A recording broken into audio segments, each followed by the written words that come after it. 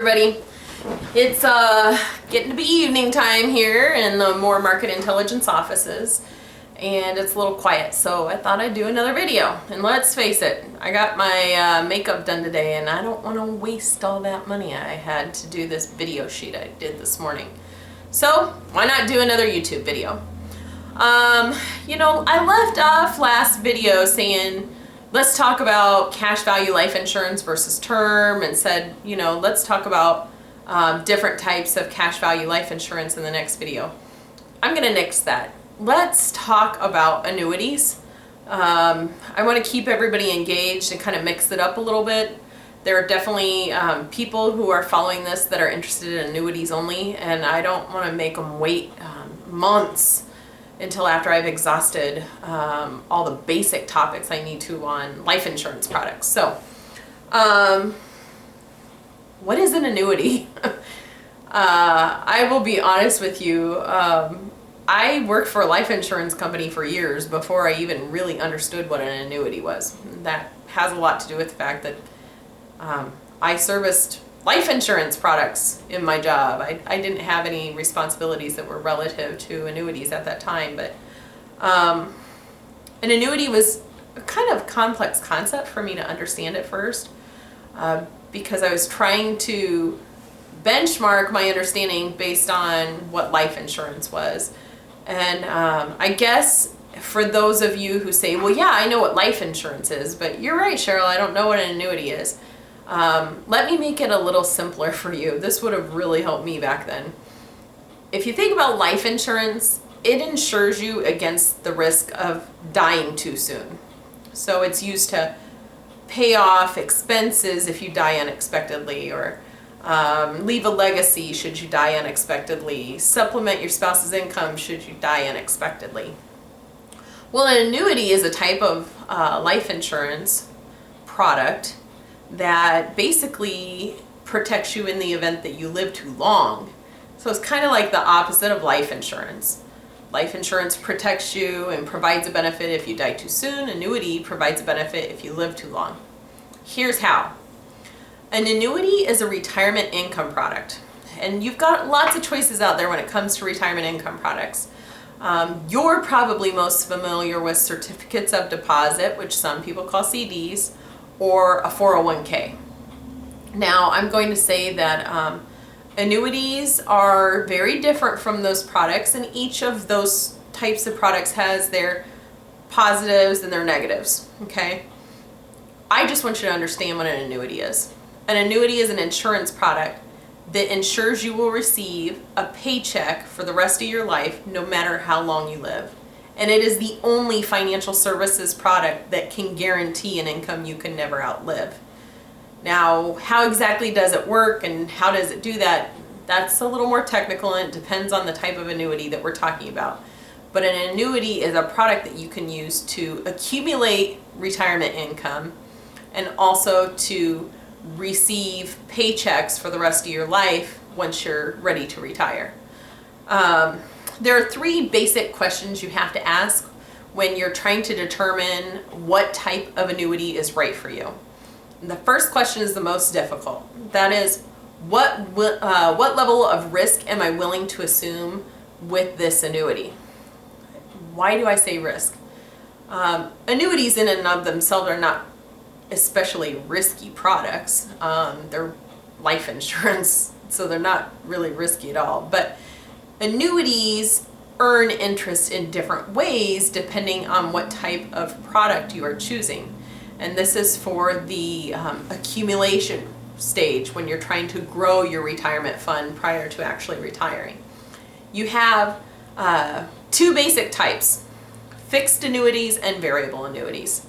Fixed annuities promise a guaranteed minimum return, and they provide preservation of your principal payment so that you can't lose any of the money that you put in as a result of market changes. They generally earn a limited amount of interest. Variable annuities are a little different. They are actually a securities product or an investment. And they are a product where you can actually invest in the market in specific stocks, mutual funds, even some bond funds, depending on whose product you choose. But when there are losses in those stocks or mutual funds, you will lose money in your variable annuity. On the other hand, when you experience tremendous gains on those stocks and mutual funds, you receive tremendous gains in your annuity too. So, fixed annuities, I didn't describe exactly yet because there's actually two specific types of fixed annuities. Traditional fixed annuities have a guaranteed minimum floor or a worst case amount of interest that generally today in, let's see, this is June of 2013, are averaging 1%. So no matter what happens, the insurance company that sells you that type of product in general is not going to credit less than 1% interest. But currently, those annuities are crediting around 2.5% interest. And you might say that's not really attractive, but I gotta tell you, certificates of deposit right now are averaging less than 0.25%. So 2.5% is actually a pretty competitive rate of interest. The other type of fixed annuity is called an indexed annuity. And indexed annuities have a guaranteed minimum floor of 0% interest. And they earn interest a little bit differently because they do earn interest based on the performance of a stock market index, such as the S&P 500. But that growth is limited. So it's not like the fixed annuity where the insurance company says, we're going to credit you 2.5% to this annuity. It's a type of fixed annuity where the insurance company says, we're going to give you the opportunity to earn limited interest based on the stock market's performance, subject to a limit, which we call a cap. And regardless of the market's performance, you will never lose money in your annuity. The worst case scenario is you will be credited with 0% interest. And that's an annuity that I feel especially passionate about because it's somewhat new compared to the other types of annuities. And it really is something that when I speak to most of my neighbors, colleagues, acquaintances, and explain how that works, I get a very positive response. In fact, I talked to the people who did a video shoot for me this morning and they said, that sounds too good to be true. How can that be? And I explained some about it and they said, well, can you get me more information about that? Because I lost money in my 401k and I'd rather not lose money. So that's a little bit about the three subtypes of annuities, two basic types, fixed and variable. And of the fixed variety, we have traditional fixed annuities and indexed annuities. So you have to ask first, what level of risk am I willing to assume? If you are very conservative and not a risk taker at all, I would probably consider a traditional fixed annuity. It has very limited gain potential or upside interest potential, but it has a very strong minimum guarantee relative to other types of annuities. If you are very risk-oriented and okay with the possibility of loss, I would maybe look at potentially a variable annuity because that's a product where you can capture most of the gains of the stocks and bonds that you're invested in, but you also will experience the losses. And if you're kind of in the middle of the road and you say, you know, I don't feel comfortable losing any value in my retirement fund, but I definitely want the ability to earn more than 2.5%, you might want to look at an indexed annuity. So after we get past the question of asking what level of risk am I willing to assume, you need to ask when do I need to begin taking that stream of income payments for retirement under the terms of my annuity. And you only have two answers here. Is it A, within the next year, or B, beyond the next year? If it's that you're needing to start those lifetime income payments within the next 12 months, you might want to consider what's called an immediate annuity. And there are immediate annuities that are fixed, indexed, or variable. Okay? The alternative to an immediate annuity is what's called a deferred annuity.